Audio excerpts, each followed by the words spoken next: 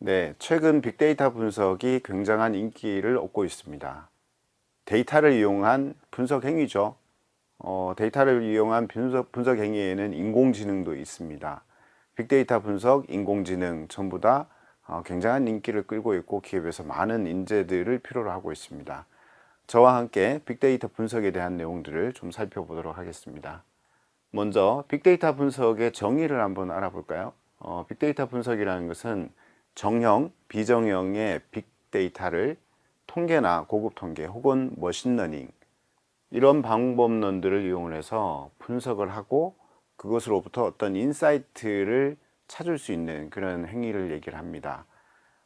데이터에 대한 개념을 조금 이해를 하실 필요가 있는데요. 데이터에 대한 종류는 보시는 바와 같이 정형, 그리고 반정형, 비정형 이런 종류들이 있습니다. 반정형과 비정형을 합쳐서 비정형이라고도 부릅니다. 먼저 정형 같은 경우는 기업의 업무 시스템에 잘 정리된 데이터베이스에 잘 정리된 데이터들을 얘기를 합니다. 예를 들어서 이제 어떤 사람이 이 쇼핑몰에서 물건을 하나 주문했어요. 그런 정보들은 이제 오더 정보라고 얘기를 하죠. 그런 잘 정리된 오더 정보들이 기업의 데이터베이스에 저장이 됩니다. 굉장히 중요한 정보들입니다. 그 정보가 없으면 주문을 처리할 수가 없죠. 그리고 또 예를 들자면 HR에 있는 인사정보 혹은 ERP에 저장되어 있는 기업의 리소스에 대한 정보들, 이런 것들 굉장히 중요한 정보들이죠. 그러니까 기업이 비즈니스 행위를 수행하기 위해서 반드시 필요한 데이터들입니다. 이렇게 잘 정리된 데이터들을 우리는 정형 데이터라고 얘기를 합니다. 그리고 비정형 데이터 중에서 반정형 데이터도 있습니다. 반정형 데이터라는 것은 여러분들 웹사이트 많이 사용하시잖아요. 검색 많이 하시는데 웹사이트에 들어있는 그런 텍스트형의 데이터들을 반정형이라고 할 수 있습니다. 또는 요즘 이제 스마트 디바이스들을 많이 사용하는데요. 그런 스마트 디바이스에서 떨어지는 로그들, 예, 그리고 이제 뭐 소셜 미디어에서 이렇게 그 포스팅하는 그런 데이터들, 뭐 그런 것들은 이제 반정형 데이터라고 할 수가 있습니다. 그리고 이제 비정형 데이터가 있는데, 비정형 데이터는 말 그대로 텍스트로 정리되어 있는 그런 데이터들이 아니라, 예, 그런 데이터, 잘 정리된 데이터들이 아니라 바이너리 데이터들을 얘기를 합니다. 이미지, 음성, 영상, 뭐 이런 것들을 얘기를 하는 거죠. 그래서 이제 그런 데이터들을 비정형이라고 얘기를 합니다. 이렇게 정형, 반정형, 비정형 데이터들을 다양한 방법으로 분석하는데, 과거에는 이런 정형 데이터들을 주로 통계적인 방법으로 많이 분석을 했습니다. 그런데 이런 데이터들의 용량이 늘어나고 그 용량이 또 늘어나면서 뭐 컴퓨팅의 성능이나 뭐 이런 것들도 많이 늘어났습니다. 그런 것들이 늘어나고 또 그 알고리즘의 어떤 그 성능이나 이런 것들도 굉장히 향상되면서 머신러닝이라는 이런 기법들이 최근에 많이 활용되고 있습니다. 그래서 이런 기법들은 이 반정형이나 비정형 데이터들을 많이 분석을 하는데 사용될 수가 있습니다. 그래서 통계나 머신러닝 혹은 뭐 패턴 분석이나 이런 기타 등등의 것들이 있거든요. 그래서 이런 방법들을 이용을 해서 분석을 합니다. 그런데 왜 분석을 할까요? 예, 분석하는 이유는 어떤 비즈니스 인사이트를 도출하기 위해서입니다. 어떤 비즈니스 인사이트일까요? 예를 들어서 기업을 운영하다 보면 굉장히 많은 문제들이 발생할 수가 있거든요. 갑작스럽게 매출이 떨어진다든지, 혹은 생산하고 있는 제품의 품질 문제가 생긴다든지, 혹은 경쟁자가 혁신적인 서비스를 만들어내서 시장 점유율이 뚝뚝 떨어진다든지, 그런 문제점들이 발생할 수가 있습니다. 그래서 그런 문제점들을 해결할 때 데이터 분석을 이용할 수 있습니다. 과거에는 그랬죠. 데이터가 아니라 경영자의 직관에 의해서 비즈니스 의사결정을 했는데, 그렇게 의사결정할 경우에는 실수를 많이 할 수가 있죠. 그래서 데이터 분석을 통해서 인사이트를 도출합니다. 그래서 문제 해결 방안을 도출할 수가 있고요. 또한 앞서 말씀드렸지만 뭐 데이터 기반으로 어떤 정확한 의사결정을 하는데 도움을 받을 수가 있고요. 그리고 데이터들을 이렇게 막 분석을 하다 보면 굉장히 좀 혁신적인 서비스를 만들어낼 수가 있습니다. 예를 들자면 우리가 비정형 데이터를 모으고 그것을 분석하고 사용하는데, 그런 대표적인 사례가 자율주행 자동차, 이런 것들이 바로 그 대표적인 사례라고 할 수 있습니다. 그래서 자율주행 자동차는 매우 혁신적인 서비스잖아요. 그렇죠? 그래서 이제 그런 부분에 사용할 수가 있습니다.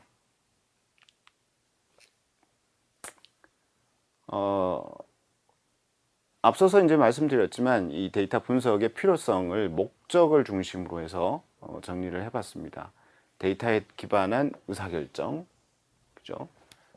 그 다음에 인간 생활에서 발생하는 다양한 문제, 그리고 다양한 데이터를 기반으로 해서 인간을 보다 혁신적인 서비스를 제공해 줄 때, 자, 이런 목적으로 사용을 한다는 거죠. 빅데이터 분석가들은 이런 목적으로 데이터들을 분석하지만 그래도 이제 가장 치중되는 것들이 바로 이런 부분입니다. 다양한 문제를 해결하기 위한 것, 의사결정을 하기 위한 것, 이런 부분을 좀 치중을 합니다. 혁신적인 서비스도 데이터 분석가들이 팔로우업을 할 수 있지만, 이 부분 같은 경우는 데이터 분석가만의 역량으로는 조금 부족한 면들이 있습니다. 뭐 예를 들어서 비즈니스 디자이너들도 필요하고요. 아이디어를 정리하고 도출하는 그런 사람들도 필요합니다. 그래서 이 세 가지 정도 기억을 해주시면 좋겠습니다. 빅데이터 분석의 필요성 중에서 활용 사례입니다. 활용 사례를 효율화 관점과 서비스 관점으로 나눌 수 있습니다. 데이터를 분석한다라는 것은 어떤 기업의 업무의 효율성과 그리고 혁신적인 서비스를 만들 수 있는 그런 측면에 좀 치중이 되거든요.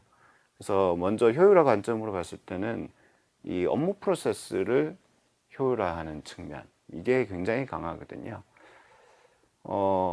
예를 들어서 이제 딥러닝 같은 이런 기술들, 이제 이 기술을 현재는 잘 모르셔도 괜찮아요. 뒤에 가면 배우게 됩니다. 이런 딥러닝 같은 경우는 실시간 업무 처리에 굉장히 많이 적용할 수가 있고요. 그 다음에 머신러닝 같은 경우는 문제의 원인을 탐색하고 뭔가를 예측하는 데 많이 사용이 됩니다. 이 대표적인 사례가 이런 것들이 있습니다. 이 제조 공정의 품질 검사인데요. 비전 검사라고 많이 부릅니다. 공정 라인에서 제품이 막 생산이 돼요. 뭐 예를 들어서 이제 모니터 이런 것들이 막 생산이 되는 거죠. 근데 이런 모니터들이 초 단위로 막 나오거든요. 그래서 예전에는 사람들이 그걸 육안으로 보면서 품질 검사를 했어요. 근데 사람이 실수를 할 가능성이 많이 있죠. 그러다 보니까 이 초 단위로 나오는 제품의 품질 검사를 제대로 못해서 불량이 많이 발생하는 거죠. 그래서 이 비전 검사를 도입합니다. 이 공정 라인에서 흘러나오는 제품을 사진으로 찍고 그 찍은 사진을 딥러닝을 위해서 이용을 해서 스크래치가 있는지 혹은 다른 뭐 찌그러짐이나 이런 게 있는지를 판별을 하는 겁니다. 그렇게 판별해서 이 품질 검사를 수행할 수가 있는 거죠. 비전 검사 이런 것들은 굉장히 좀 많이 사용되고 있습니다. 또 다른 사례가 품질의 어떤 원인 인자 분석, 이런 것들도 적용할 수가 있습니다. 예를 들어서 품질 불량이 발생하는데 이것이 왜 품질 불량이 발생하는지를 추적해야 되잖아요. 그죠? 그러면 이제 품질의 원인을 찾아 나가는 거죠. 사기 탐지나 추천, 범죄 예측, 뭐 이런 부분에도 사용할 수가 있습니다.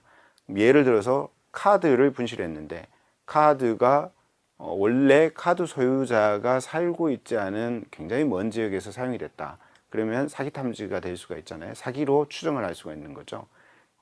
이런 것들이 이제 바로 사기 탐지의 사례가 될 수가 있고요.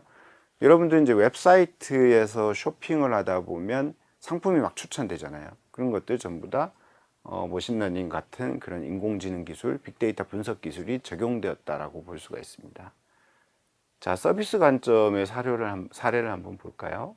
서비스 관점에서는 신제품이나 새로운 서비스 같은 것들을 개발하는 쪽에 많이 적용될 수가 있고요. 그리고 이제 제조의 어떤 생산 제품들이 예전에는 그야말로 제품으로서 판매가 됐는데 판매되고 난 이후에 계속적인 서비스를 이렇게 적용할 수가 있습니다. 그런 제품의 서비스화 측면에서도 활용이 될 수가 있습니다. 예를 들자면 이런 것들이죠. 청소기나 뭐 제조나 재난 로봇들 이런 것들 이제 그 자동화되어 있잖아요. 근데 과거에도 뭐 자동화되어 있는 것들이 많이 있었지만 상황을 인지하고 그 상황에 맞도록 행동하도록 할 수 있는 그야말로 이제 인공지능 서비스가 가능한 것이죠. 그리고 AI 가전, 스피커나 냉장고, TV 이런 것들도 서비스 관점에서 굉장히 혁신적인 그런 서비스라고 할 수가 있습니다. 그리고 여러분들 많이 알고 있는 이런 챗봇들, 아주 대표적인 사례라고 할 수 있습니다. 자, 이런 활용 사례들을 좀 보시면 빅데이터 분석 혹은 머신러닝, 딥러닝 이런 것들이 어디에 적용되는구나 라는 것을 감을 좀 잡으실 수 있을 것 같아요. 이해도를 조금 높으실 수가 있겠죠. 자, 다음은 빅데이터 분석 관련 직무입니다. 여러분들이 지금 준비하고 있는 시험은 빅데이터 분석가 시험이죠. 분석 기사가 되기 위한 시험이에요. 그래서 용어로만 보면 여기에 해당이 되는데요. 사실 이제 빅데이터 분석이라는 것이 빅데이터 분석 하나만 두고 생각하기가 조금 어려워요. 이 관련된 직무들이 있거든요. 관련된 직무들이 있습니다. 그래서 그런 관련된 직무를 포함해서 설명을 좀 하도록 하겠습니다. 자, 빅데이터 분석가라고 불리는 사람들은 주로 기업의 비즈니스와 그리고 기업에서 발생하는 어떤 비즈니스에서 발생하는 데이터들을 분석하는 일을 하는 사람들입니다. 비즈니스와 데이터 분석에 좀 치중된 일을 하는 것이죠. 예를 들어서 앞서 말씀드렸던 기업의 품질 검사, 품질 원인 인자 분석, 그죠? 뭐 혹은 고성과자의 퇴사율이 높아질 때 왜 퇴사율이 높아지는지 이런 부분에 대한 어떤 분석, 자, 그런 것들을 할 때 빅데이터 분석가가 많이 필요하고요. 그 다음에 이제 빅데이터 분석가와 비슷한 사람이 또 있습니다. 그게 우리는 인공지능 전문가 이렇게 부를 수가 있는데요. 이런 사람들은 주로 응용 AI를 구현하는 사람입니다. 예를 들자면 자율주행 자동차를 구현하는 사람들. 이런 사람들은 이제 응용 AI를 구현하는 인공지능 전문가라고 할 수 있습니다. 혹은 로봇 청소기 이런 것들을 만드는 사람들은 인공지능 전문가라고 얘기를 할 수가 있죠. 이런 인공지능 전문가들은 주로 기술 중에서 딥러닝이라는 기술을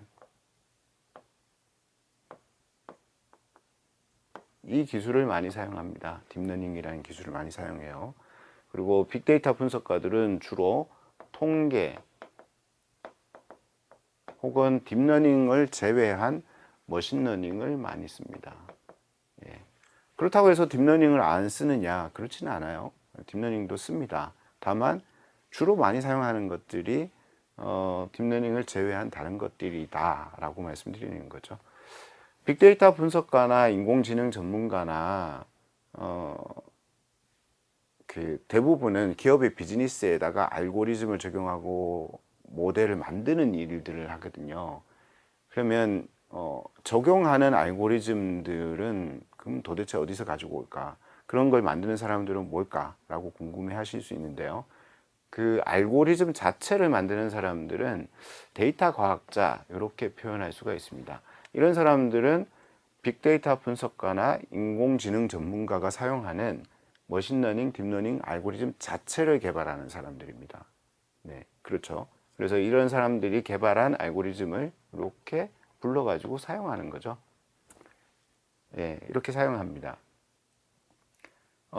데이터 과학자, 빅데이터 분석가, 인공지능 전문가 이렇게 세 개의 그룹, 세 개로 이렇게 분류를 해가지고 일반적으로는 얘기를 하는데 이렇게 그 통칭을 하는데, 근데 이제 대부분의 경우에 이 전체를 이렇게 엮어가지고요, 이렇게 엮어서 하나의 말로 그냥 데이터 과학자라고 부르기도 하고요.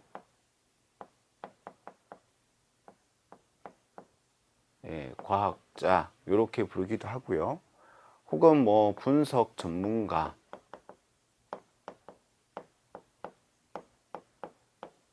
예, 이렇게 부르기도 합니다. 네.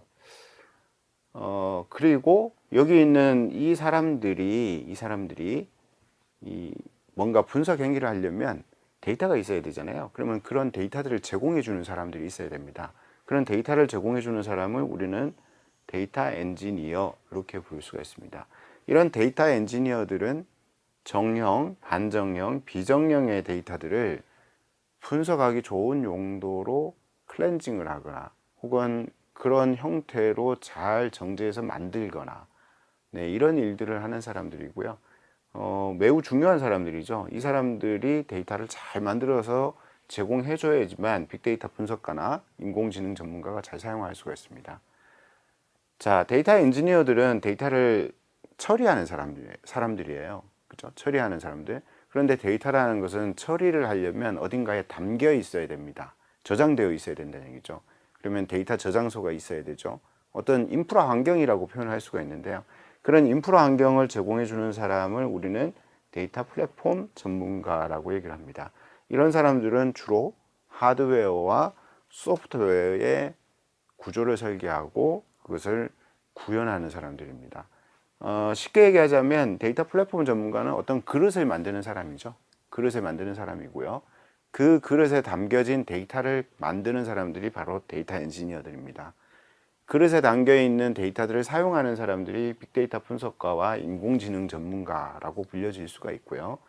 그리고 빅데이터 분석가와 인공지능 전문가에게 분석할 수 있는 알고리즘을 제공해 주는 사람들을 데이터 과학자라고 얘기할 수 있습니다. 자, 이렇게 빅데이터 분석 관련 직무는 이렇게 세 부류로 크게 나뉘어질 수가 있는데 빅데이터 분석가 시험에 가장 많이 나오는 파트는 뭐 눈치채셨겠지만 이 위에 있는 세 가지 파트입니다. 세 가지 파트가 가장 많이 점수가 출제가 되고요. 그 다음이 데이터 엔지니어, 그리고 그 다음이 빅데이터 플랫폼 전문가 영역입니다. 상중하라고 할 수가 있겠죠. 그래서 여러분들이 어떻게 공부를 해야 되는지 좀 감을 잡으셨으면 좋겠습니다. 빅데이터 분석가의 필요 역량입니다.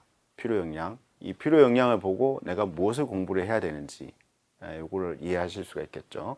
첫 번째는 데이터에 대한 이해입니다.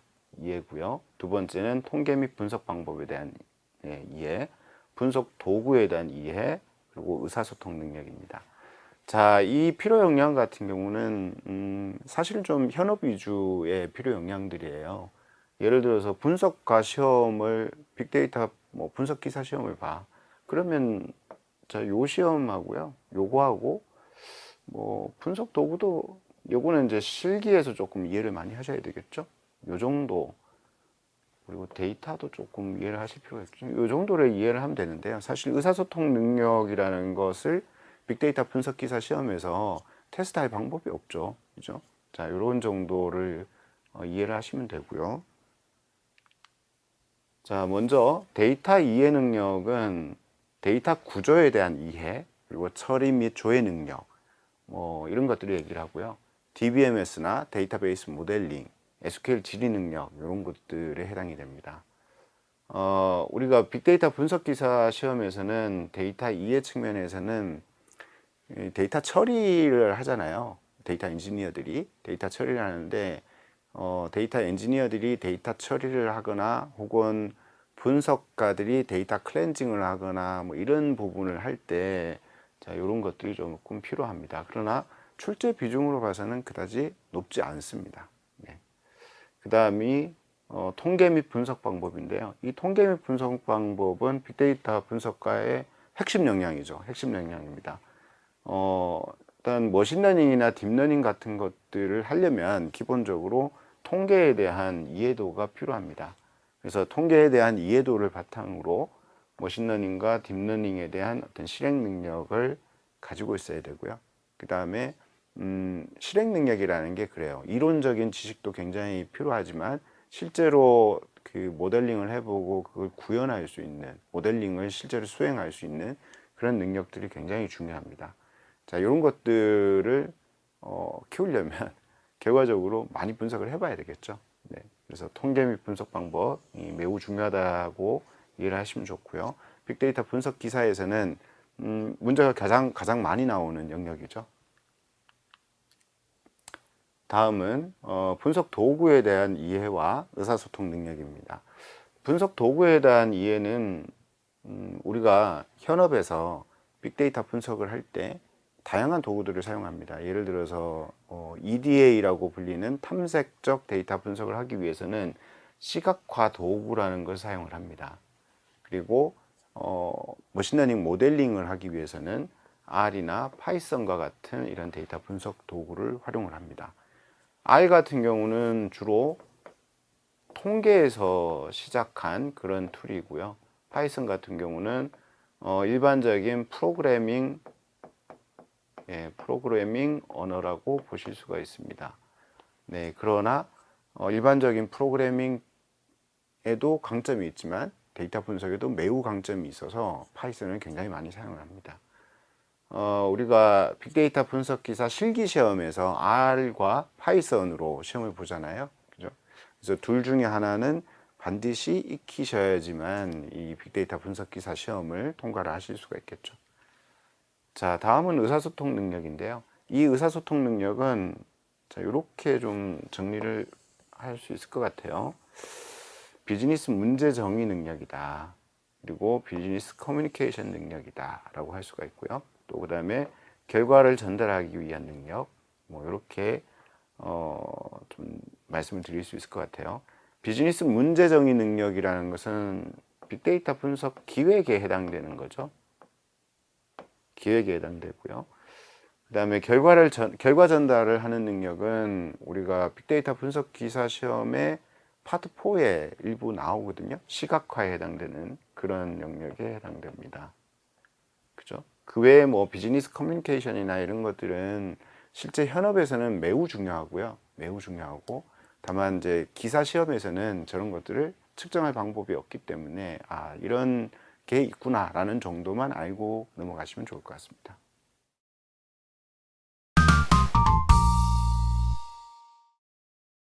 네, 여러분들이 기억하셔야 되는 개념입니다. 첫 번째, 빅데이터 분석. 정형, 비정형 빅데이터를 통계 및 고급 통계, 머신러닝 등을 활용해서 분석하는 행위를 말합니다. 여기서 기억하셔야 될 것은 정형, 비정형 데이터라는 것이고요. 정형 데이터는 기업의 업무 시스템에 저장되어 있는 데이터를 얘기를 하고요. 비정형 데이터는 반정형 혹은 비정형을 포함하는 개념입니다. 텍스트나 바이너리 데이터, 이미지, 음성, 영상 이런 것들이죠. 그런 것들을 포함한다는 걸 기억하셔야 되고요. 그 다음에 통계나 고급 통계, 머신러닝 등을 이용한다는 걸 기억하셔야 됩니다. 머신러닝만 생각하시는 분들이 많은데요. 그 외에 다양한 기법들을 같이 활용한다는 거 기억해 주십시오. 자, 두 번째, 빅데이터 직무입니다. 빅데이터 분석가라고 해서 빅데이터 분석가의 일만 이해를 하시면 좀 곤란합니다.